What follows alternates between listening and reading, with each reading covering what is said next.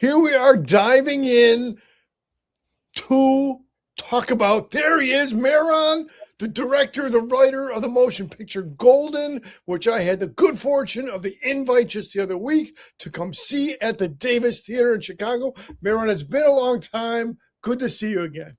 Great to see you too, Chris. I was really happy you could make it out to the screening last week in Chicago. Yeah, very, very proud to be able to show it to everybody.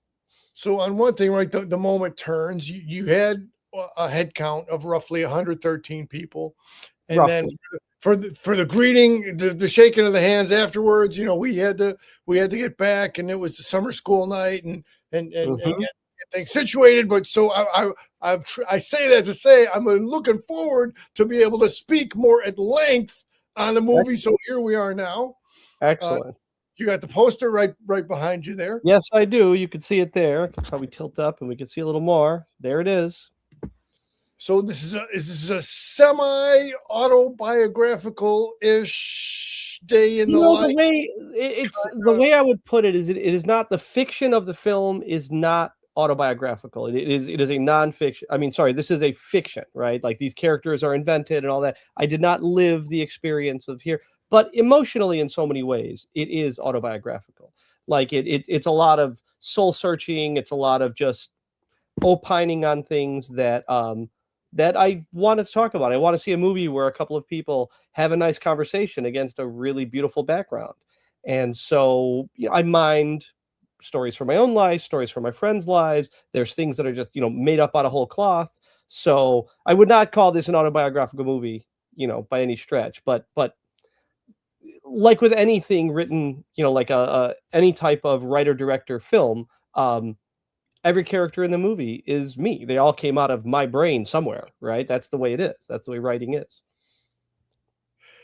Absolutely. Okay, so now I again, at the premiere, or at the Chicago premiere, at the the screening at the Davis Theater, a lot of good people were asking a lot of good questions toward the question and answer. Yes. And I said, I don't want to do spoilers toward the end of the movie because I want to encourage people to get out and view it in some format or the other. So now here's my question that I did not articulate as I was sitting. And again, it's a non-spoilery question. Okay. So there is a certain point in the film where you have two characters and they're having one sandwich each. Now, now they each have a drink. Now, at one point, one of the bottles of the drink drops down to the ground. That's right. Camera, I did not see the broken bottle get picked up. Can you humor me and tell me off camera that then he swept up the bottle after himself? There was definitely, we did not leave beer and broken glass all over Campo di Fiore in Rome.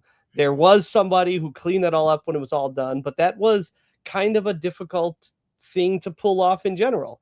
We're in a public square. We knew we wanted to drop this bottle. We knew we had to get it on camera, where somebody dropped and broke the bottle. And actually, we had our producer, Kevin Pardo, laying on the ground, and the actor was dropping the bottle and he was catching it. So we could do it a few times in a row because you have to shoot it a few times. There's a guy laying on the ground just catching the bottle. And the actual truth is that bottle that broke, that was shot on a different day altogether. It was shot in a different place, and we got this close up of it. So what you saw, it didn't even break in that location. It was broken. It's all movie magic. And the movie magic. So the simplest, briefest of things on screen, the dropping of a bottle, has all this backstory. Oh, yes. As you mentioned, this film is shot not in the United States, but on location, in various locations in Italy. It is a road movie. It's a travel movie. And I wanted it to be authentic. When I wrote the story, when I wrote the screenplay, I had a number of people saying, like, how are you going to shoot this in Italy? How are you going to make this happen? And I'm like, well, I'm familiar with the areas that I want to shoot in, and I think it works there. And people are like, well, can you shoot it in the States? Can you maybe somewhere that might be a little bit easier, more affordable? But the truth is, Italy is a character in the movie, and so it had to be shot there. It would have required a really major rewrite to convert it somewhere else, and it would have needed to be someplace that had walkable urban locations, countryside connecting historical locations, and it would have just been a bit too difficult to rewrite it all that way. You knew the story you wanted to tell. You knew that shooting there was essential to the vehicle of the story. Yes, the proper backdrop for this story. Little bit different than Kevin Smith starting out at the quick stop, but also black and white. But also black and white. And in Kevin Smith's case, he shot in black and white because it was cheaper. In my case, this wasn't an amateur. This wasn't a budgetary concern. This was actually a mature decision. Like, I wanted to do something in this particular format. I love black and white, and this seemed like a really great way to put the audience into kind of a slightly less than real. I wanted them to live in a dream, and it feels much more like a dream in black and white than in color. A dream, a relatable dream. Yes. As you said, there's some pieces of things that came from experience, but there's also like universal themes of meeting people people travel. So I would say you landed well on making this very relatable story. Thank you. Okay, my feedback's been really good. The screening went great. I mean, people got the humor and the emotion and the heartache, all of it. I felt it in the room. So speaking of feeling it in the room, that leads me to this question. Okay. Now, and again, we're not going to spoilers or the outcome of things, but so as others before you have put themselves into a cameo spot in the movie, a brief selection where you're appearing on camera. So I'm sitting there in the Davis Theater in the seats, and there you appear on the screen. And there it was. And there was definitely a pop, if you will. I mean, obviously it's an audience friendly to the material, but like, yes, I think out of the people, I probably knew 60-70% of the people in the audience, and then the other there were spouses and other people that made the screen that I didn't know. So the people that knew me, that's always the way it is.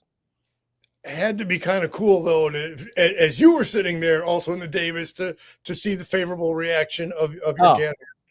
Yeah, one of my favorite things in the world is sit in a movie theater and to show my own film in a movie theater is awesome. And now primarily there are two characters, right? One, and so can we talk about how you found your two lead actors? It was very challenging, actually. Even though I saw way more actors for the female lead, I saw less for the male lead. And ultimately, I wasn't really finding what I wanted for him. And I ended up and then I found somebody who had the right look, and I had seen some samples of him, and he seemed like he was the right demeanor and everything for this part. And I used there's like 2 or 3 different, there's something called LA Casting, Star Now. There's different places where you can do online auditions for people. And I had reached out to the actor Tariq Batal, who plays the lead, and he didn't get back to me. And then I was just not finding exactly what I wanted from other actors. And I ended up doing a search for him just online. I found his Instagram page and I sent him a direct message. I'm like, hey, I'm trying to get in touch with you. Do you want to make a movie? And we had a couple of phone calls, and then we met in person. Thankfully, he was in LA, and I went out to lunch with him and his sister, and I was like, yeah, this guy seems like the right guy to do this. And so then he agreed, and he was very excited about it. After the fact, he was telling me that as soon as I called him, he said, no matter what, he's like, I'm going to do this movie. I'm going to Italy. I'm going to do this. He was telling himself this mantra to himself. And he says he manifested, that it was going to happen. In the case of the lead for the character Julia, very good actress named Aaliyah Eckhart, like very, an ingenue, like a new face, hasn't done a whole lot at the time that I cast her. And I was really particular about who the girl had to be for the lead actress, for the woman. And I actually saw probably about 300 different auditions, a lot of very talented, a lot of very beautiful women. And every one of them did something right. I mean, there were some that didn't do something right, but it's good. It was good to see negatives and positives to kind of hone in. I'm learning a lot about my characters, even through the casting. And after seeing so many. I think I'd probably seen about 50 or 75 women when Leah's audition came in, and I thought she was just amazing, but I wanted to be fair to the process, and I had so many auditions. I mean, it's amazing how many women responded versus how many men for the lead. I don't know why there were so many more, but ultimately I watched all of the auditions. I have them all cataloged still, and it came down to about 3 to 5 that I was going to pick from. And no matter what, I just kept going back to her. And when I would show it to a couple of my colleagues that were kind of like behind the scenes on this, like, she just stuck out. She really nailed the turns of emotion that she needed, because she needs to be funny, she needs to be angry, she needs to be really sad, all these different things. And sometimes that turns within a scene. Whereas the lead character, the Herman character, he also goes through all those various changes, but his is a longer burn, whereas in her case, she's sort of like rapid cycling through a few things and through different emotions. And so I needed that, and she really nailed all that. So, and I'm ignorant of the process, of course, so I'm asking from the lens of ignorance. No bad questions. Was there a chemistry test to see how they would interact together? I actually chemistry. So I locked down on Tarek to play Herman, and I chemistry tested 3 different actresses. Wait, maybe it was 4. No, it was 3 different actresses against him. There was somebody I was really rooting for to have the main role, and ultimately, and she was somebody I knew from the past, and ultimately she just wasn't right compared to Leah, who I ended up casting. But all the actresses that made it to that final round are all super talented, and each of them did something. I mean, I would say each one of them had one particular strength that maybe was a little better than the other ones, but Leah rounded out that altogether. She was the complete package for this character. And if this is not too clumsy of a bridge for the next question, the chemistry or the appeal of being in Italy, like did that help the recruiting process? I think it helped immensely. Interesting enough, there were a couple of actors that were a little bit difficult or demanding. There were a couple of people that refused to do an audition, and they're like, if you want me to do this, you offer me the role, which I wasn't going to do. Like, it didn't. I mean, these weren't famous people, and they wanted certain rates, and I was working with a very, very limited budget. But for the most part, I mean, 99% of people were falling over themselves to want to go to Italy for a film. An all expense paid trip to also be in a film that, in a lot of ways, this film is like an actor's dream, because it strips away everything. It strips away special effects. It strips away, action sequences. It's really just about 2 people relating to each other throughout the film. And we even strip away color, right? It's about 2 characters. It's about black and white, and they're in this beautiful location. And so what shows up is the acting. It shows up, the dialogue and the chemistry between them. So, again, for an actor, it's a really good showcase. Like, there's so much that could be on a demo reel for any actor, because it's just them. Yes. Now, had either of them been before, or were they first timers to travel to the Leah I don't think she had ever left the country before. I could be wrong, but I know she hadn't been to Italy. She was very young. She was 23 years old at the time of the thing. And so she was like a fresh actress. And like I said, had done a handful of things, and impressive actress. Tarek is a bit more of a world traveler. He has done a bit more. He had been to, I think he said Milan before, but had not been to Rome, had not been to the countryside. We visited some really cool locations. And so he was really excited about the journey and all of that. I mean, he had been to Lebanon a few times. He said Germany, a few places. He's been around the world, London. So yeah, he definitely more traveled. But he was still excited about the opportunity. Who wouldn't be? Yeah. If I remember correctly from the Q&A at the Davis, you mentioned that was it New York or somewhere previous that she won a Best Actress? Yeah, so about exactly a week before we did the private screening in Chicago, the movie Gōlden premiered at the New York City Independent Film Festival in New York. And Leah, the lead actress, won Best Actress in a feature film at that festival. So Very, very proud. I actually haven't even had a chance. I just got back from all my travels, and I haven't had a chance to do any social media posting to brag about that or boast about that. Very proud. All things their time. Let me also say IMDb has you listed as post-production, so I'm sure at some point yes, it should be that it's doing the festival run right now. It should be saying that it is now completed. I've already written to them and said, hey, can you say this is now? I honestly, I don't know if the term is released or if the term is festival run, but I explained to them where we are, and now it's kind of a black box reaching out to IMDb. You submit a ticket, you wait for them to accept it, and then they do it or not. So, yeah. It's like a phone ringing in an empty warehouse. That's how it feels. It's like you cast it out into the ether and you hope that, they get you. All right. Comment from a rare commenter to come into the comments from upstairs. Having also attended Premiere, I just want to say I really enjoyed the film. I'd love to hear that. Thank you so much, Christina. All right. So now I asked about her. I want to speak on I'm sorry, Tariq is his name? Tariq. Thank you. Okay. So Tariq had, it wasn't MCU kind of stunt physicality, but he had kind of a rhythm in which he moved his body to express anticipation or joy or that he was enjoying his day. Okay. So sorry, go ahead. You were not done with the question. How much of that was just spontaneous on his part, or how much of that was he emulating your own physicalities in a way? That wasn't my direction. It wasn't to emulate unless I specifically said, here's what I want you to do. A lot of the actors were free to improvise their body motions.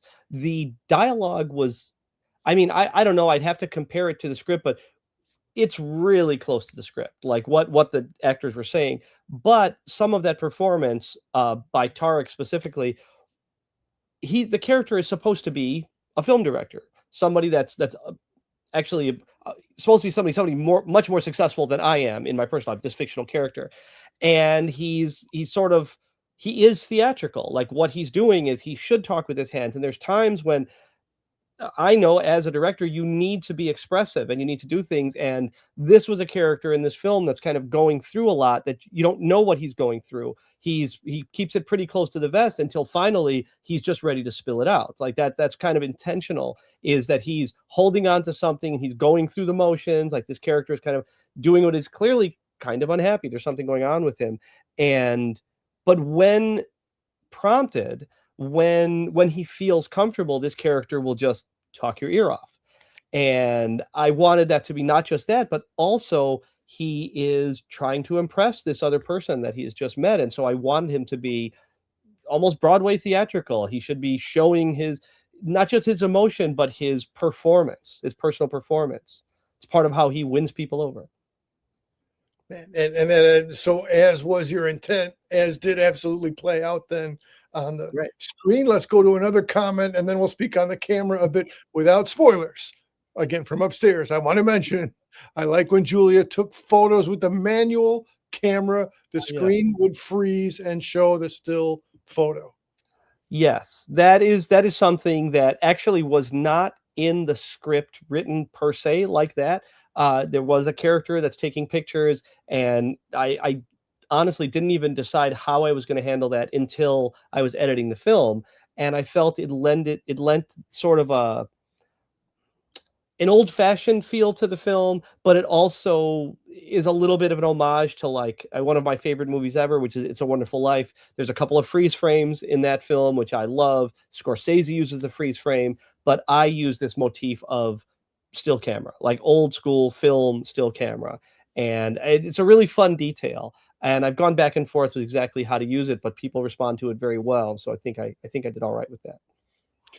I would say not just all right, but if I can use the word microcosm, because so then those still shots then were a microcosm of at least one of the messages of the entire movie is to carpe diem, to enjoy the moment, to take pause, to soak in the simple pleasures of life it happens to be in a setting across the ocean in a very, very charming.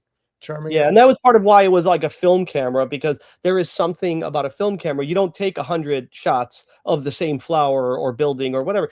You line up one, you take a few moments to just really get it right. You focus, you breathe. It's like hunting, and then you finally snap, what it is, and you capture that thing.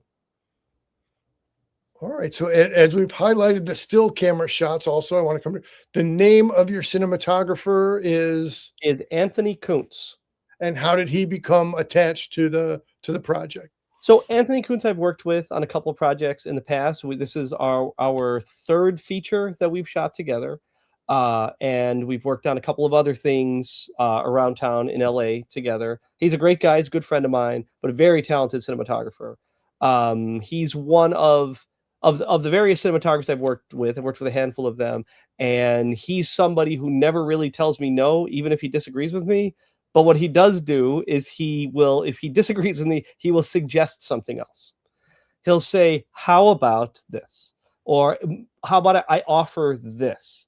And he's got a great eye. And like I say, he's very talented, and I trust him explicitly. Like, he came up with some really interesting solutions to difficult things in this film. But my mandate to him on this film was, I'm not looking for somebody to point the camera. I'm looking for somebody to create images. And that's what he did. And it wasn't creating it without my guidance, I would say it, but I also very much let him be a collaborator and let him create. Man, the band versus the individual songwriter of all the notes, that is good stuff to know. Yeah. So just some of his, I'm very, like I said, I'm way far removed from film school, but just the angles of his choice. Like I've never been on these same streets. I've never passed by these same fruit vendors. I've never eaten in these restaurants, but he definitely, the camera angles and the positioning of everything, it really brought each of the settings to life.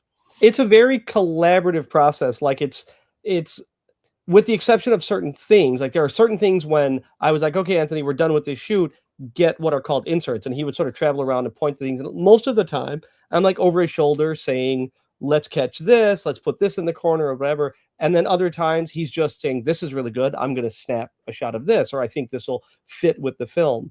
But before we shot the film, Anthony and I were in Rome together for about 3 or 4 days, and we just walked around Rome to areas that I had basically chosen. Like, I want to shoot on this street, and it was just Google Maps, and we were just taking screenshots, and I had a Google spreadsheet document that just was like all these different places. So what we did, the couple days before everybody else arrived, we just walked around Rome, we drank cappuccinos, and we were on various streets just saying, is this going to work? Is this street going to work? Are we finding something better? And this is just literally a few days before we were shooting. And then on those days, we put together another plan on top of the plan we had put together in California. And then when we got there, we were able to execute. And so we were able to kind of pre-pick some of those locations. And he was so good about knowing where the light was going to be. He has an app that'll tell him where the sun's going to be. He had a compass with him, and he would say, okay, look, the sun's going to be over those buildings. So if we're going to shoot this, it'd be nice to backlight them. So let's shoot this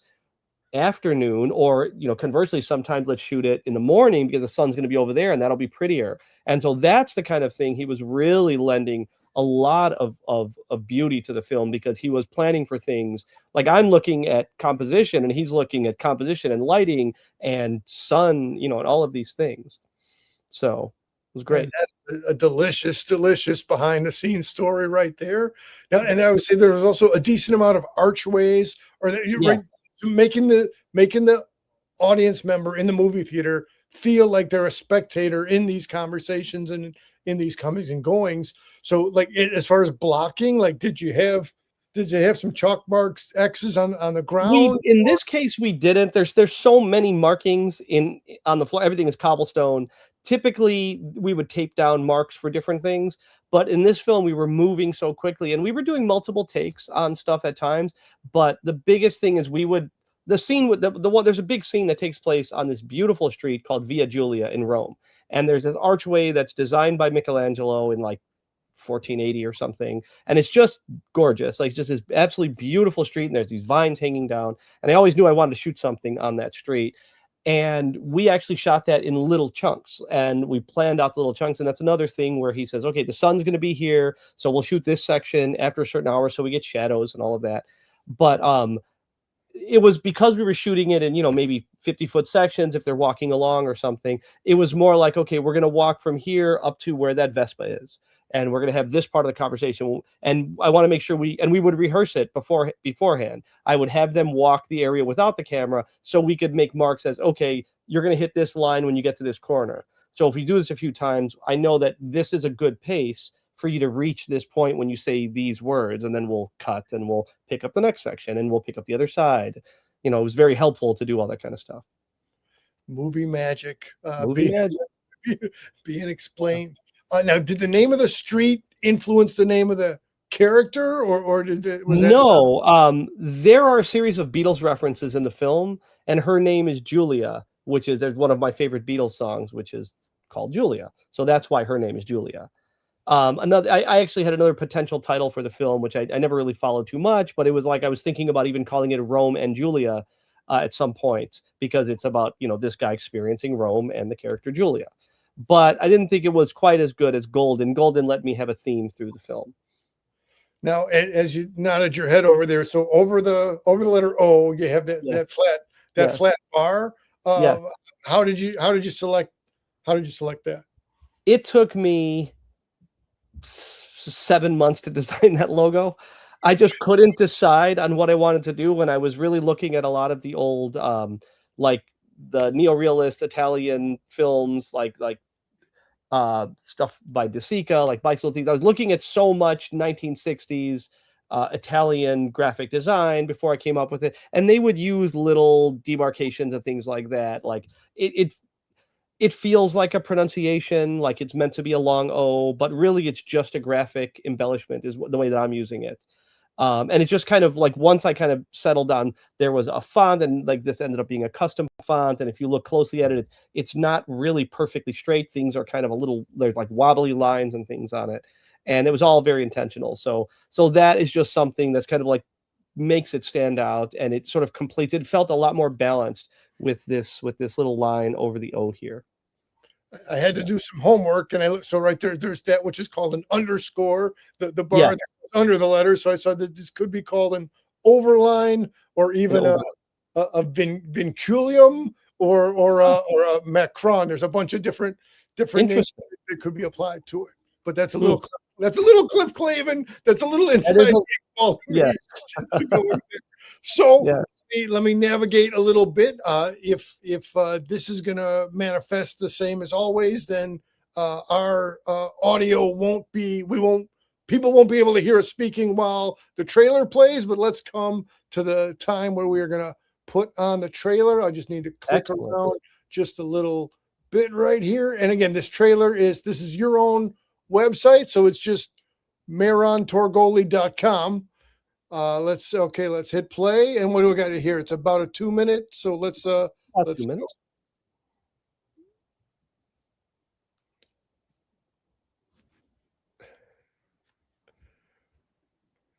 And we might be subject to technical difficulties. The hamster in the wheel is not running fast enough. Yeah, let me come back to where I can see now. All right. Well, if the trailer feels like playing, that's great. We'll play it. But this is a good visual of all the things we've been speaking of, your two leads and the scenery right there in Italy. Boy, I really wanted to highlight all the things we've been speaking of, the actors and the camera work and everything. But hey, that's, technical things are technical things. This happens. Gremlins. So let's see, you didn't have, let me come back to this. So your last name of your cinematographer, was that the same name as the auto rental? Yes, I named that. So that's not a real rental place. That is something that I made the graphic design, and I made all the signs to rebrand what is actually a small tennis clubhouse that was rebranded as a rental car location. And again, as I've never been in Italy, but I'm like, that's not a very Italian sounding name. I No, was it's like, a German name. right. So I'm like, do they Right. really have a car rental company? I mean, it seemed legitimate, right? Yeah. I mean, they have Hertz Car Rental and they have Avis there, so Yeah, why not Kuhn? fair enough. Okay, now you had a couple of other characters that had smaller bits. One time we're in the two leads are in the pool of water and comes in with is it fair to say there were comic relief then for Certainly the comic relief. Yeah, that took place in Saturnia, Italy, which is a stunning, stunning place. If anybody has the chance to go, I highly recommend a trip to Saturnia, which is a natural hot spring. It's been running for a couple thousand years, more probably 3,000 years.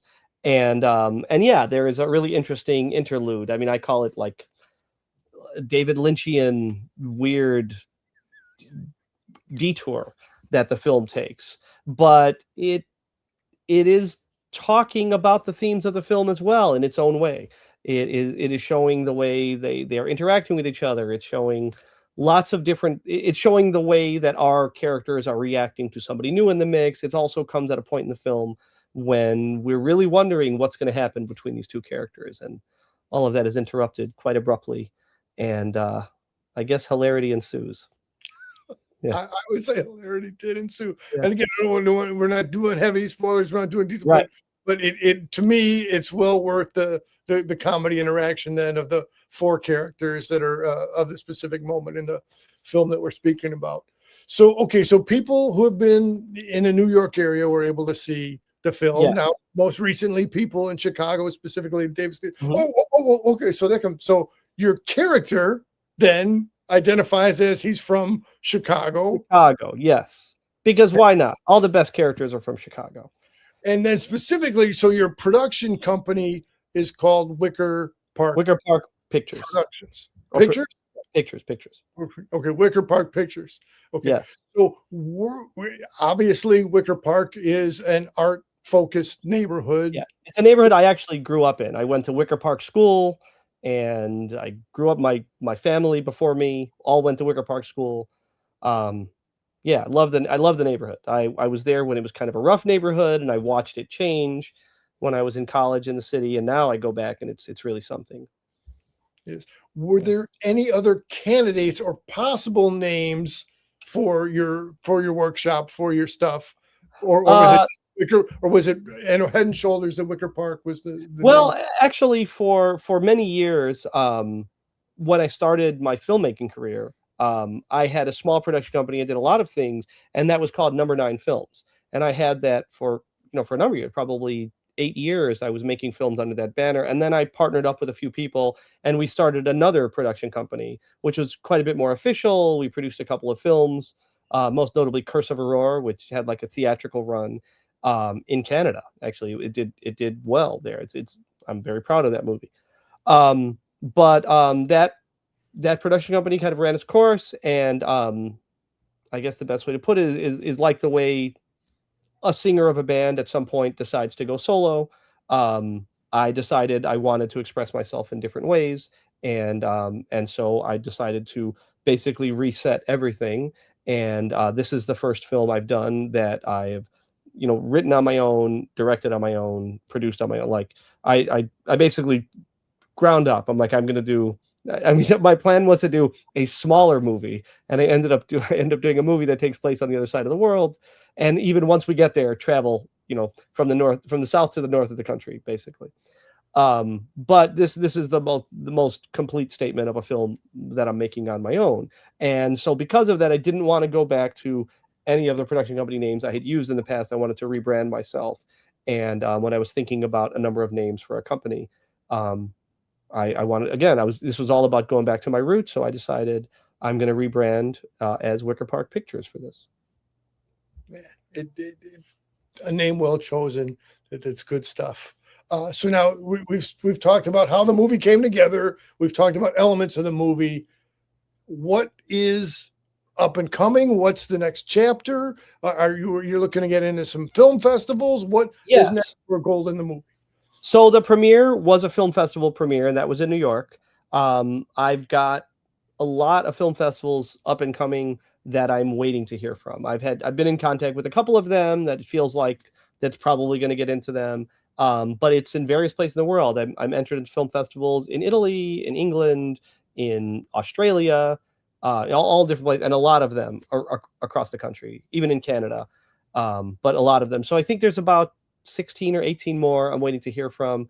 Actually, one of them, I think the deadline for notification, I think, is tomorrow. So fingers crossed that I've got good news tomorrow for another one. Fingers crossed. There are irons in the fire. Stay tuned to see what may manifest. So if someone's looking to follow the news or catch the updates, what are the good places that somebody would that be to your my website of mehrantorgoley.com is a good place for probably more up to date. My Instagram handle is just at Mehran Torgoley, and the Instagram handle for the film itself is Gōlden_the movie. So if anybody wants to follow, that's the place where the most current information will be. I actually got a little catching up to do. I have a number of pictures from the various screenings that I'd love to that I've got to post up, so that people know. If you subscribe, we're not going to bombard you with tons of information, so don't think it's going to clutter up your feed, but you will get information on all things Gōlden. It's also a really pretty black and white feed of photos, like various images from when we were in Italy that you can see, as well as stills and background from the film itself. Man, so I was not successful in getting the actual trailer up. Let's see if I can flip around and come to your Instagram and highlight some of that of what you've just spoken. Okay, let's go stop sharing there, reinitiate the sequence here, share screen, hit share screen again. I always talk while I do this just so it's not dead air. What's man now? Okay. Okay, let's see here where we go. There it is. Okay, and let me come back to where I can see us. Let me put us back down in the corner again, and let me come back into there so I can navigate a little bit. What if I go here? Okay, here we go. So that's my personal Instagram page, so you can see a lot of that. But this one, has mainly Gōlden has taken over. This has my page as well. Yeah, from various screenings and everything. All right, so in this here, so there's this group shot. There's you and 3 other people. Yep. And so who are these other people in these middle 2? Well, there's some of them is my family, some are my friends, some are some of the actors. That's picture there is Anthony Coots, my cinematographer. You can see the lead actress there. That's Leah. Unfortunately, Tarek, the lead actor of the film, lives. I mean, I guess he's happy living in Bali, but he lives in Bali now. So unfortunately, he couldn't attend. Which was disappointing for me, but hey, guys got to do what a guy's got to do. Exactly. Anyway, just as you were just saying, all kinds of cool photos here, and all kinds of behind the scenes stuff from being there on the film. I think that's probably about the end of it, of that stuff. But all again, the Gōlden thread also has a bunch of pictures that are not there. All right, good. You mentioned your other. The one that was in Canada in the theatrical release. Curse of Aurora. Okay. Yeah. Curse of Aurora is another film that actually is available to watch right now on Tubi and on Amazon Prime, and you can purchase it on any on YouTube or anywhere else, but it streams free on Amazon Prime and Tubi. So if anyone wants to see that, that's a fun movie. It's a horror film, pretty different from this one. But it's engaging. People like it. There's a couple of Reddit forums, more than a couple of Reddit forums, people talk about that movie. So that's a fun one. Good stuff. All right. Any closing thoughts here, Mehran? Closing thoughts. If you like this film, if you watch the movie, if you were at one of the screenings, I'd appreciate if you follow at Gōlden_the movie.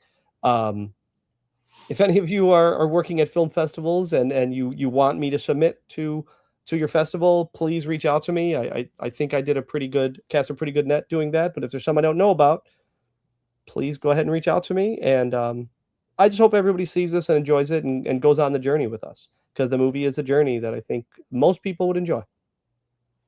And let me say this. So it's been a long time since we've been in any kind of regular contact. Now it's already back in the day to, we were both less gray in the goatee. Yes, a bit less gray. Yeah.